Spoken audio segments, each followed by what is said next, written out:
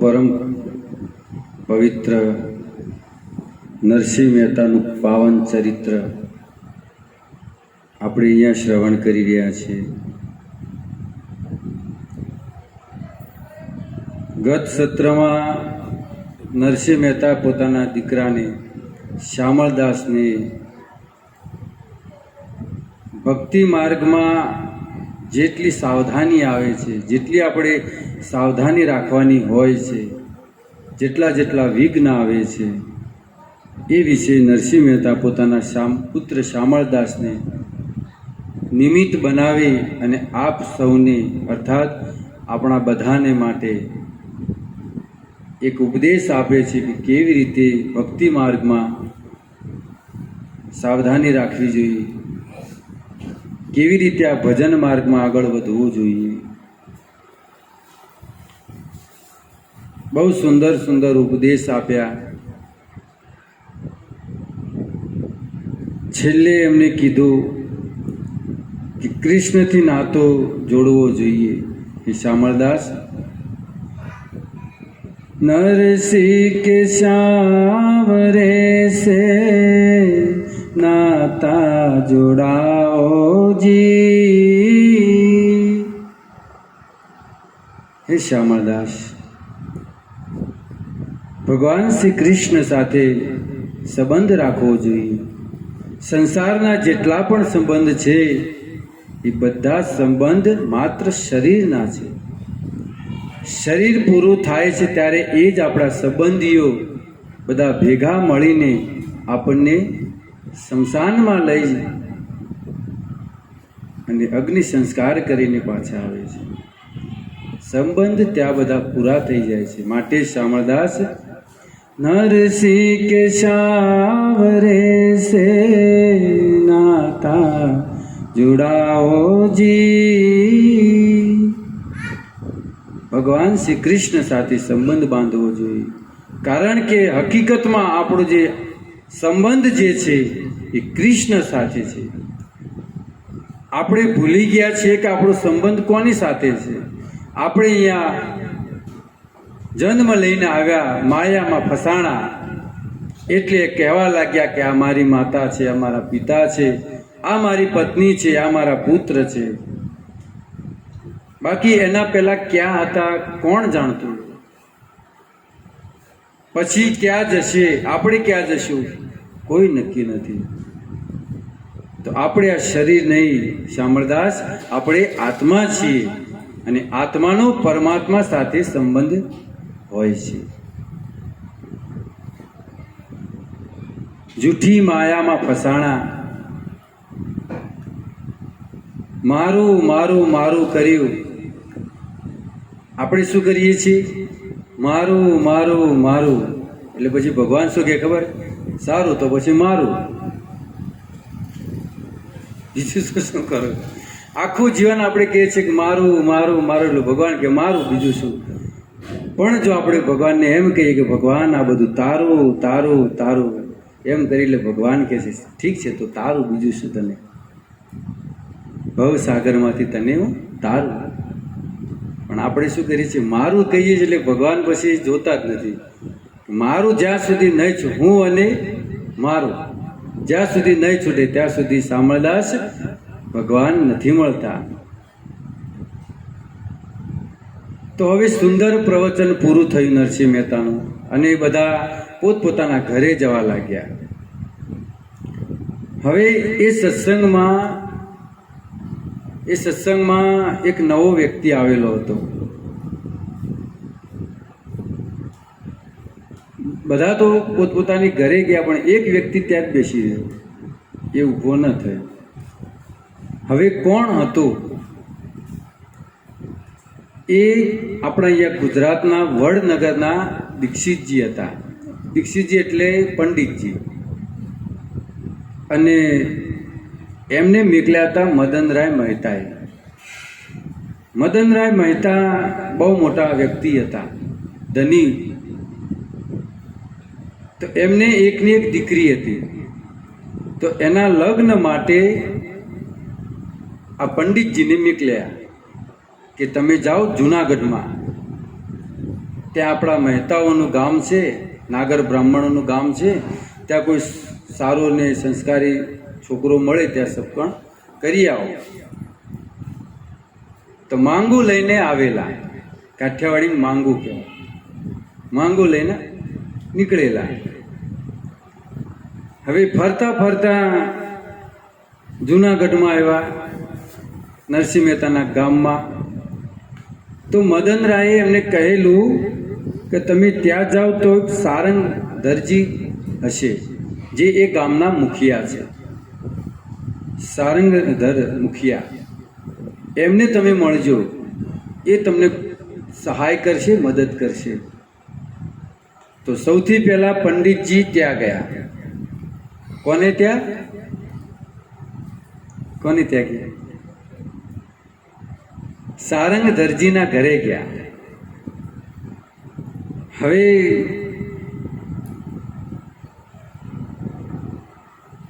કોઈ આપણે કહેવત છે કે કોઈના લગ્ન ન થયા હોય એને જો છોકરી જોવા મોકલી શું કરીને આવે?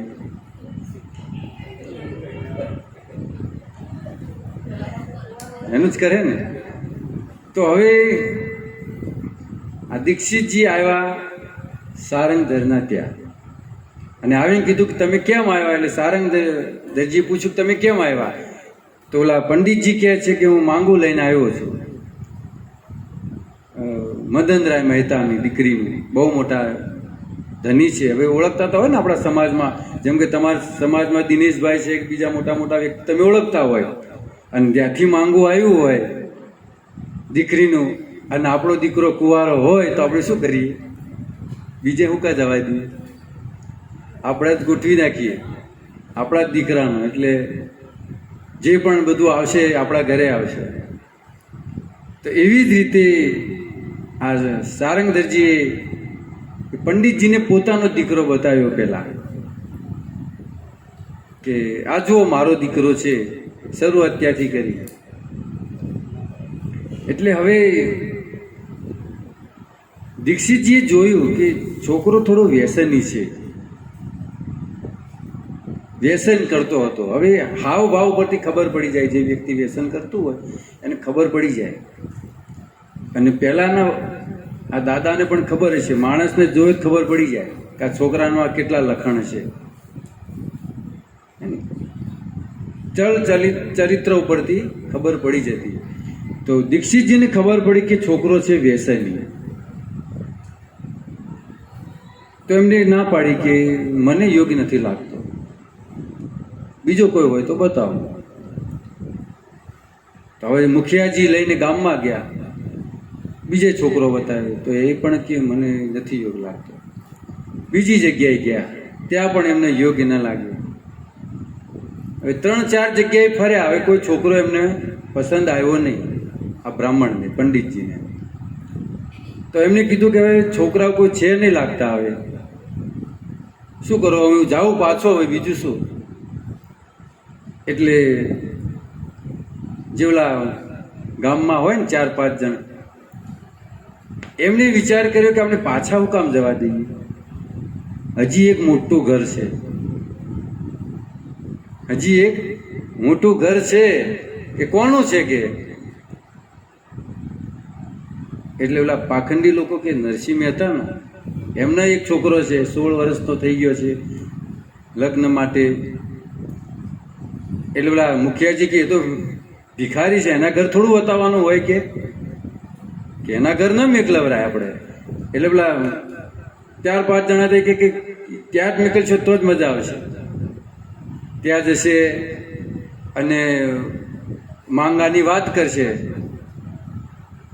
અને બધું જોશે કે આ બધું આવું ઘર આવું બધું છે, એટલે સગાઈ થશે નહીં, એટલે એની મજાક ઉડશે, એટલે આપણે મજા આવશે આનંદ લેવા માટે. એટલે એના ઘરે મેકલો. તો આ પંડિતજી આ સત્સંગમાં આવીને બેઠેલા. કોણ હતું એ? ત્યાંથી આપણે વાત શરૂ કરી હતી. તો આ સત્સંગમાં આવીને દીક્ષિતજી બેઠેલા.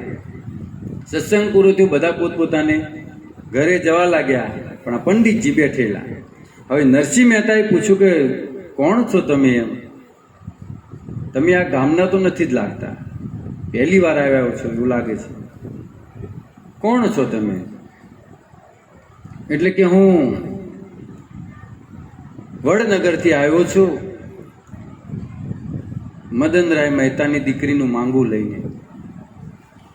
એકની એક દીકરી છે, દીકરીના લગ્નની ચિંતા એમને ઘણી છે, એટલે કોઈ યોગ્ય મૂર્તિઓ મળે તો એના હાટું થઈને હું અહીંયા આવેલો છું. પણ આ ગામમાં હું ઘણો ફર્યો, પણ કોઈ મને યોગ્ય લાગ્યું નહીં. હવે જ્યારે નરસિંહ મહેતા જે કીર્તન કરતા અને એક એક કડી સમજાવતા, એમાં સામળિયાનું નામ લેતા, સામળદાસનું. સમજ્યા સામળદાસ એવી રીતના કહેતા. એટલે પંડિતજી બેઠા બેઠા જોતા કે સામળદાસ છે કોણ. એટલે કે હું મારી દીકરી, અમારી મદનરાય મહેતા અમારા યજમાન છે, એમની દીકરીનું માંગું લઈને આવ્યો છું. અચ્છા, બહુ મોટા માણસ છે એ તો. કે હા, ઘણા મોટા માણસ છે, અને લગભગ 10 લાખ રૂપિયાની એમની પ્રોપર્ટી હશે. 10 લાખની. હવે 400-500 વર્ષ આસપાસની વાત છે. હવે એ સમયે એમની પાસે 10 લાખ હતા. કેટલું મોટું ધન થયું. તો 10 લાખ રૂપિયાની પ્રોપર્ટી છે એમની પાસે, અને એકની એક દીકરી છે. અચ્છા, તો નરસિંહજી પૂછ્યું તો કે તમે જે છેલ્લી કડી ગાઈ હમણાં, બસ થોડું એક કામ માટે, એક કામ છે મારે. એટલે કે કઈ છેલ્લી કડી ગાઈ હતી? नरसिंह के सावरे से नाता जुड़ाओ जी. હા, બસ એ સામળદાસનો નાતો કરવો છે મારે. એટલે નરસિંહ મહેતા તો આમ આનંદિત થઈ ગયા કે વાહ. એ તો એમ વિચારતા હતા કે ભક્ત બનશે, ચેલો બનશે, કંઠી ધારણ કરશે, એ વિચારમાં હતા કે સામળિયાનો નાતો એટલે કૃષ્ણથી નાતો. પણ પંડિતજી કંઈક બીજું જ વિચારી બેઠેલા. એટલે કે હા, કે જે સામળદાસ છે એમનું જ કામ છે મારું. અચ્છા, તો સગાઈ માટે કે હું આવેલો છું ને એ સામળદાસનું મારે કામ છે. તો કે કાંઈ વાંધો નહીં, તમે આ રહ્યા સામળદાસ. એટલે ભગવાનને બતાવ્યા ક્યાં રહ્યા શામળાજી. કે એ નહીં, એ તો કે ભગવાન છે, એ તો પૂજ્ય છે, એની નહીં. આ જે શામળદાસ છે એ કોણ છે? કે એ મારો દીકરો છે. કે હા, કે એનું કામ છે અમારે, એનું થોડું કામ છે મારે. શું કામ છે? કે એટલે પછી વાત કરી કે આ દીકરો મને પસંદ છે. નરસિંહ મહેતા કે હું ભજન કંઈક બીજું ગાતો હતો, તમે કંઈક બીજો જ અર્થ કાઢ્યો. આનો બીજો જ અર્થ કરે તમે તો નહીં. કે મને યોગ્ય છે, છોકરો પસંદ આવ્યો છે મને. તો એટલે નરસિંહ મહેતા કહે છે કે જો લગ્નની તો ના નથી પાડતો, પણ 4 વસ્તુ હોવી જોઈએ લગ્નમાં. એ કઈ 4 વસ્તુ? સૌ પ્રથમ કુળ હોવું જોઈએ, ખાનદાન. બીજું, છોકરો સંસ્કારી હોવો જોઈએ. ત્રીજું, રૂપ. અને ચોથું, ધન. 4 વસ્તુ હોવી જોઈએ. તો કે ખાનદાન તો જો પંડિતજી જોઈ ગયા હતા કે ખાનદાન તો બહુ ઊંચું છે. તમે પણ બ્રાહ્મણ છો અને મદનરાય પણ બ્રાહ્મણ છે, એટલે કુલ તો બરાબર છે. અને આચરણ પર સારું છે, છોકરાનું ભક્ત હશે, એટલે બીજું તો કંઈ પૂછવાનું આવે નહીં. વ્યસન તો હશે નહીં આને. રૂપવાન પણ હતા. સામળદાસ સુંદર દેખાતા હતા, કારણ કે ભગવાનના પાર્ષદો છે આ લોકો. નરસિંહ મહેતા હોય કે મીરાબાઈ હોય, બધા ભગવાનના પાર્ષદ છે. એટલે સુંદરતાની તો વાત જ ન હોય. બહુ સુંદર હતા શામળદાસજી. તો શામળદાસજી સુંદર તો છે. હવે ધન તો નરસિંહ મહેતાભાઈ હતું નહીં. કે ધન નથી. કે તમે જુઓ કે આ ઝૂંપડી છે મારી, એટલે કે કાંઈ વાંધો નહીં, કે 3 વસ્તુ તો મેળ આવે છે કે, અને ચોથું ધનની નથી. એ ધન અમારે એક ને એક દીકરી છે અમારા યજમાનને, શું કરવું છે અમને ધન? થોડું આપી દેશે તમને દહેજમાં. તો જો તમે માનતા હોય, પંડિતજી નારિયેળ લઈને જ ફરતા, જ્યાં મેળ આવે ત્યાં પકડાઈ દઈએ.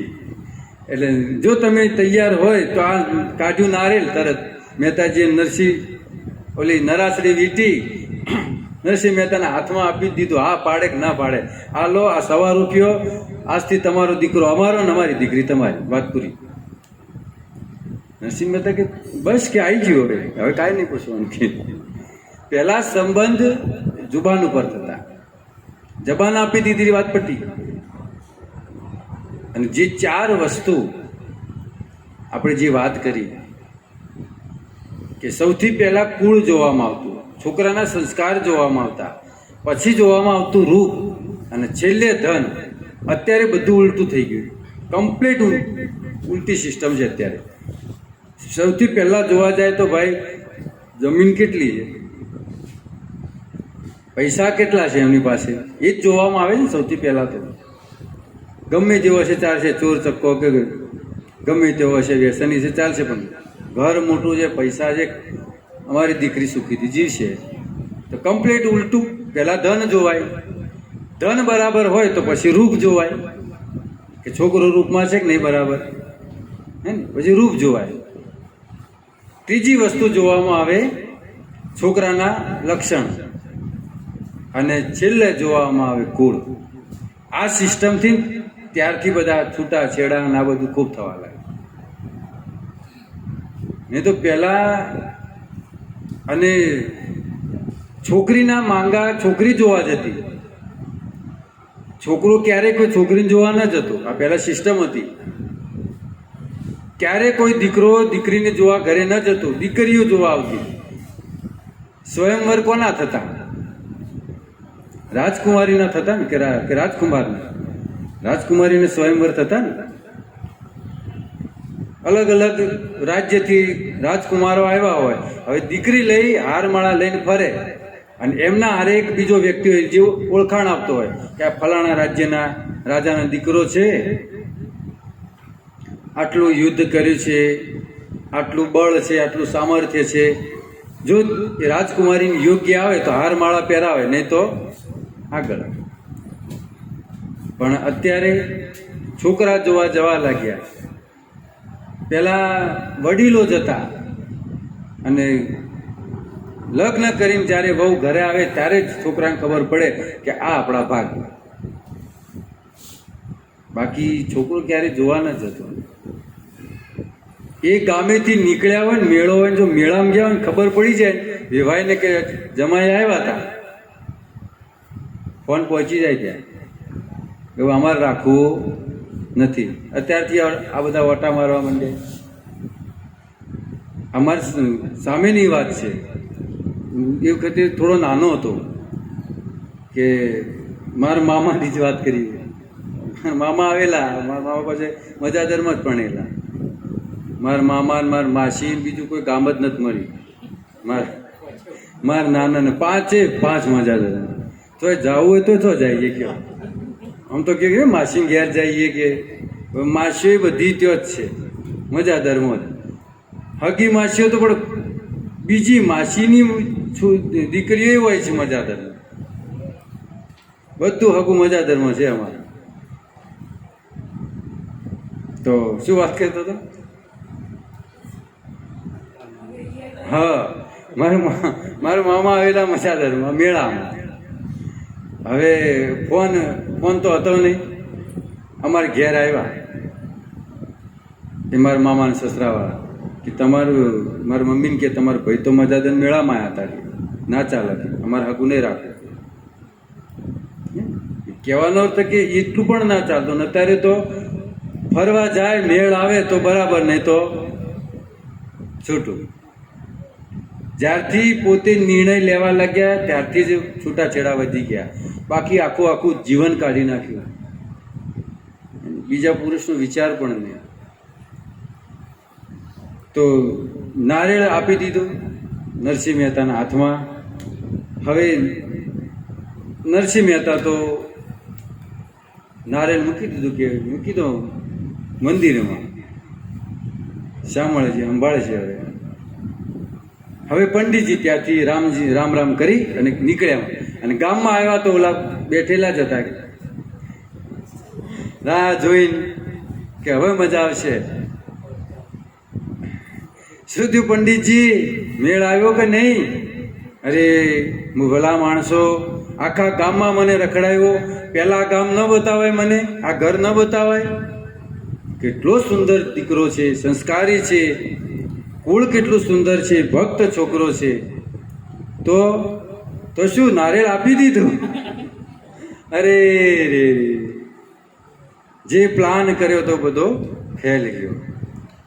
હવે ઓલા, કારણ કે આવું જે ખરાબ કરવા બેઠા જો ખરાબ ના થાય તો પછી સંતોષ ના થાય.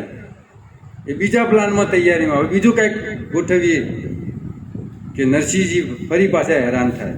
એટલે આ લોકોએ શું કર્યું કે પંડિતજી ઘરે પોકે, મદનરાયના ઘરે આ સમાચાર લઈને, એના પહેલા આપણે સમાચાર પહોંચાડી દઈએ કે તમારી દીકરીનું જે ઘરે લગ્ન નક્કી કર્યા છે એ ભિખારીના ઘરે કર્યું છે. અને નરસિંહ મહેતાનું નામ પાડેલું ગામવાળાએ તાલકુટા, તંબુરો કૂટવા વાળા તાલકુટા કે તાલકુટાના ઘરે કર્યું છે. હગું કાંઈ છે નહીં, ભિખારી છે, આખો દિવસ કીર્તન કર્યા કરે છે. તમારી દીકરીના દુર્ભાગ્ય છે, આગળ તમારી ઈચ્છા. આવી રીતે સંદેશ પહોંચાડી દીધો. હવે મદનરાયજી ચિંતામાં કે આવા સમાચાર કોઈ આપણને આપે કેવું થાય. હવે પંડિતજી ઘરે આવ્યા ત્યાં તો મદનરાયજી, ક્યાં જઈને આવ્યા તમે, ક્યાં સપકણ કરીને આવ્યા? એ કે ના પહેલા તો પંડિતજી કહે કે મદનરાયજી, અહો ભાગ્ય તમારી દીકરીના ભાગ્ય ખુલી ગયા. કેટલો સુંદર દીકરો મળ્યો છે, સંસ્કારી છે, ગુણવાન છે, તમારી દીકરીનું ભાગ્ય. કોણ? ભિખારીના ઘરે? મદનરાયજી બોલ્યા, ભિખારીના ઘરે કરીને આવ્યા છો તમે અને મારી દીકરીની ભાગ્યની વાત કરો છો? નહીં કરાવું મારી દીકરીના લગ્ન. પંડિતજી કે હું જવાન આપીને આવ્યો છું. પેલા જવાન આપી દીધી, ફતી ગઈ વાત કે નહીં, હું મારી દીકરીના લગ્ન ત્યાં નહીં કરાવું. પંડિતજી બગડ્યા. પછી તો તમને મારા પર વિશ્વાસ નતો, ભરોસો નતો તો મને શું કામ મોકલ્યો? તમારી જાતે જવું હતું, મને શું લેવા મોકલ્યો? તમને જો મારા પર ભરોસો નતો તો એ ગમે તે હોય, મદનરાયજી કે ગમે તે હોય, જાઓ તમે માંગુ પાછું લઈ જાઓ. પંડિતજી હું નહીં જાઉં, હું હવે પાછો નહીં જાઉં. જબાન આપી કે નહીં, તમારે માંગુ પાછું ખેંચવું જ પડશે. કે હું ખેંચ્યું, પણ એક શરત ઉપર. એ જે માંગા ઉપર સહી અંગૂઠે કરી હતી, અંગૂઠાને કાપો તો હું જઈને પાછું ખેંચી આવું. આવી જગ ચાલતી હતી. એટલામાં મદનરાયજીના પત્ની આવ્યા અને કીધું કે તમે ગુરુજીના આગળ તમે જબાન લડાવો છો, તમને શરમ નથી આવતી? ભૂદેવ આપણા ગુરુ હોય, બ્રાહ્મણો, અને તમે એમના સાથે જવાજડી કરો છો, ખબર નથી પડતી તમને? અરે પણ આપણે ગમે તે હોય, આજ સુધી આપણા આ બ્રાહ્મણ દેવતા પંડિતજીએ જે પણ આપણા માટે કાર્ય કર્યું છે એમાં ક્યારેય આપણને નુકસાન આવ્યું છે? તમે સૌથી પહેલાં જે ધંધો શરૂ કર્યો હતો, જે કામ, એ આમના હાથે કરાયું હતું. તમારી પાસે કાંઈ નહોતું, આજે કેટલા ધન છે તમારી પાસે, કેટલું ધન છે. તો શું હવે એમને જવાન આપી છે, હવે સપણ કરવું પડશે. મદનરાયજી થોડી વાત સમજણમાં આવી કે નહીં, પંડિતજી જે પણ કર્યું છે કદાચ સારું હશે, પણ ઓલા લોકો તો આમ કીધું છે. એમની પત્નીને કે મદનરાયજી કે આવી ચિઠ્ઠી આવી છે. અરે ઋષિ પણ બોલતા હોય, અમુક ઋષિ બોલતા હોય. હવે જો મારી જ વાત કરું, મારી જીવનમાં મેં ક્યારેક તમાકાનો સ્વાદ કેવો આવ્યો મને ખબર નથી. બોલો, વ્યાસપીઠ પર બેઠો, એનો ટેસ્ટ કેવો આવ્યો મને ખબર જ નથી. ચાનો સ્વાદ ભૂલી ગયો છું. લગભગ 20-22 વર્ષ થઈ ગયા ચા પીધે. અને એક જગ્યાએથી મારું સગપણ આવેલું, હગાઈ આવેલી આપણે. તો અમારા જ સંબંધી આજુબાજુના એ તો કે દારૂ પીવે છે, કમાતો બમાતો નથી ને રખડે છે, બોલો આવી વાત કરેલી. અને હું મુંબઈ રહેતો, તમાકાના ટેસ્ટની ખબર નથી તો બોલો દારૂડિયો બનાવી દીધો. આ જગત છે બોલો. હે એટલે સગું તોડાવવા માટે ગમે તે હગું એનું થવું જોઈએ નહીં, રખડે સારું. આવા જ વિચાર હોય લોકોના. એ તો કે ઋષિ બળતા હોય. મદનાઈની પત્ની કે કાંઈ નહીં, આપણે જે પંડિતજી નક્કી કર્યું એ ફાઇનલ. તો હવે પંડિતજી તમે બધું તો નક્કી કરીને આવ્યા છો, તો હવે લગ્ન ક્યારે છે એ પણ નક્કી કર્યું છે ને, કે આ બધું પાક્કું, આપણે કાચું મૂકીને આવીએ જ નહીં. તો કઈ તારીખ છે? એટલે કે વૈશાખ મહિનાની અક્ષય તૃતીયા, અખાત્રીજ, એનું મુહૂર્ત કાઢીને હું આવ્યો છું. તો હવે બધી તૈયારી કરો. આ બાજુ બધી તૈયારી થવા લાગી. હવે નરસિંહ મહેતાના ઘરે પણ તૈયારી થવા લાગી.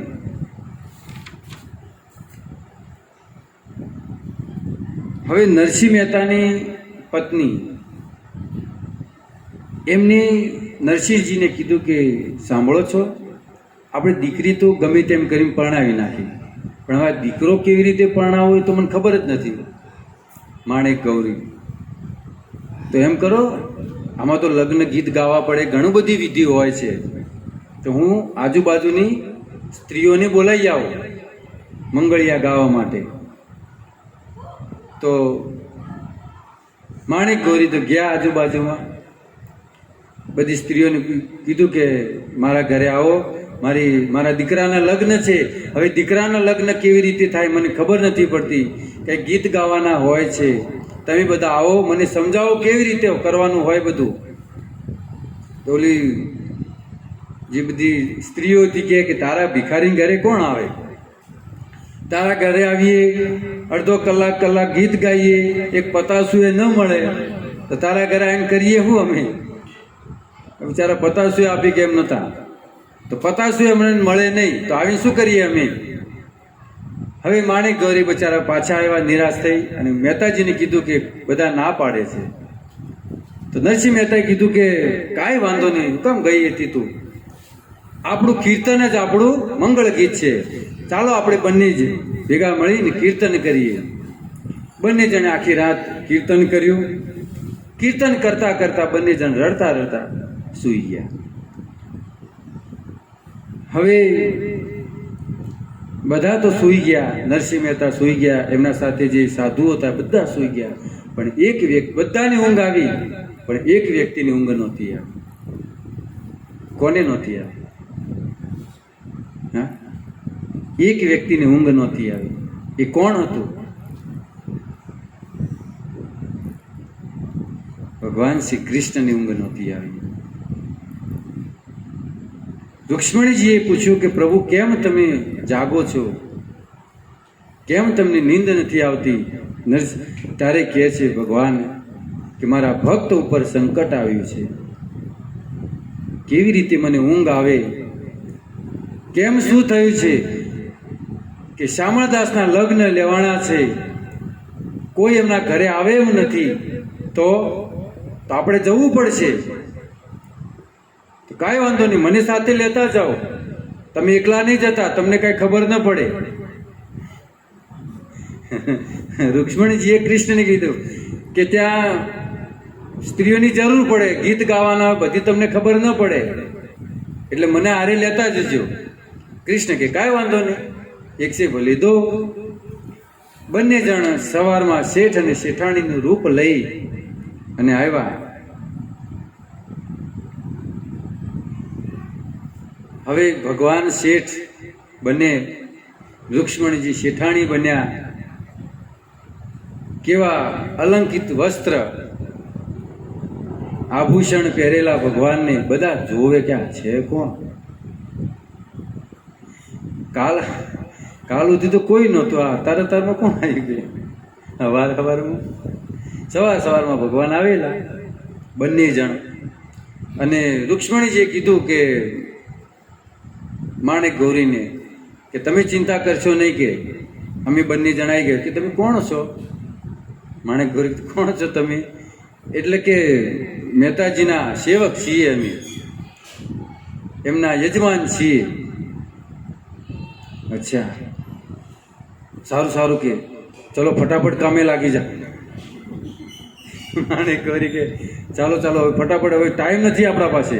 એમ જ કેમ કોઈ લેટ આવ્યા હોય તો, બહુ લેટ આવ્યા તમે, ચલો હવે ફટાફટ કામે લાગી જઈએ. અને રૂક્ષ્મણીજી કામે લાગી ગયા. ભગવાને કીધું કે જો બધું બહારનું કામ હું સંભાળે, મહેમાન આવશે એમનું ચા પાણી બધું કરાવવાનું, બધી સેવા મારી છે. તું શું કરે કે આમ ખાલી આટા મારી શું? કે નહીં અંદર ઘણી સેવા હોય છે કે ઘરમાં. રૂક્ષ્મણી કે હું અંદરનું કામ સંભાળું, તમે બહારનું સંભાળો. હવે રૂક્ષ્મણીજી બંને જણ માણેક ગૌરીને કીધું કે તમે ચિંતા નહીં કરો, આપણે બંને ભેગા મળી અને હવે લગ્ન ગીત ગાઈએ.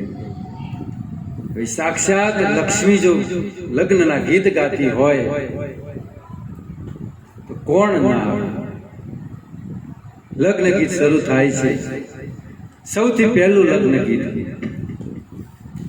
વન રાતે વનમાં મીંડળ જા, વન રાતે મીંડળ જા, વન રાતે વનમાં મીંડળ જા, રાતે વનમાં મીંડળ મીંડળ પરણે ઝાડ બાળ કુવારા, મીંડળ પરણે ઝાડ બાળ કુવારા. હું તમને પૂછું મારા શામળ દાસ, હું તમને પૂછું મારા વીર શામળ દાસ, આવડા તેલા તમને કોને લડાવ્યા? તમને કોને લડાવ્યા? સાક્ષમાં રૂક્ષ્મણીજી ગીત ગાઈ રહ્યા છે. લગ્ન એક પછી એક લગ્નને ગીત ગાય છે. હે મારા નખના પરવાળા જેવી ચોંદાલડી રે, મારા નખના પરવાળા જેવી ચોંદાલડી રે, મારી ચુંદલડીનો રંગ હો રાતો ઓઢો રે, શામળ દાસની ચુંદડી રે, મારા નખના પરવાળા જેવી ચુંદડી. એક પછી એક લગ્ન ગીત ગવાઈ રહ્યા છે. હવે પહેલું લગ્ન ગીત ગવાનું તો બે જે બાજુ જે સ્ત્રીઓ જે પાડોશી દુઃખ ક્યાં કરીને જોવા લાગે, ગાય છે કોણ આટલા સુંદર લગ્ન ગીત કોણ ગાય છે? જોવા જાય ને આપણા આમાં ખૂબ બહારનું લાગે. હા, લાગે છે નરસિંહજીના યજમાન કોઈ હોય. લાવો આપણે જઈએ. બે સ્ત્રીઓ આવી. પહેલા લગ્ન ગીતમાં બે, બીજા લગ્ન ગીતમાં 5, એમ કરતા આખા મહોલ્લાની જેટલી પણ સ્ત્રીઓ હતી બધી લગ્ન ગીતમાં ગોઠવાઈ ગયા અને છેલ્લું લગ્ન ગીત ઉપાડ્યું. કંકુ ચાટી કંકોતરી મોકલો, કંકુ ચાટી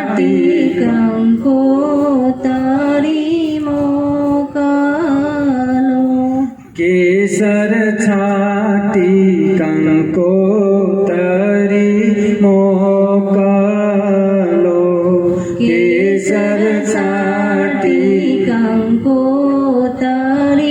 મોકલો એમાં લખો મારા શામળદાસનું નામ મણિક સ્તંભ રોપીયો એમાં લખજો શામળદાસનું નામ માણેક સ્તંભ રોપિયો એમાં લખો મારા શામળદાસનું નામ શામળિયા હરિગુરુ સંતના એમાં લખો મારા શામળદાસનું નામ માણિક સંપરોપિયો કંકુ છાટી કંકોતરી મોકલો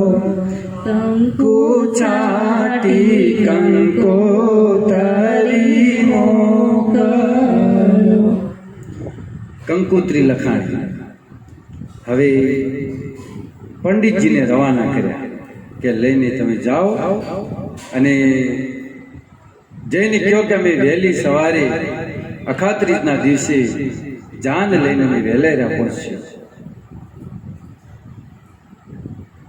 કોયલ બેઠી આંબલિયાની ડાળ આવડે છે લગ્ન ગીત કોઈને? હે મારો મોરલ બેઠો રે આંગણે હો મારા રામ. કેટલા સુંદર સુંદર લગ્ન ગીત છે.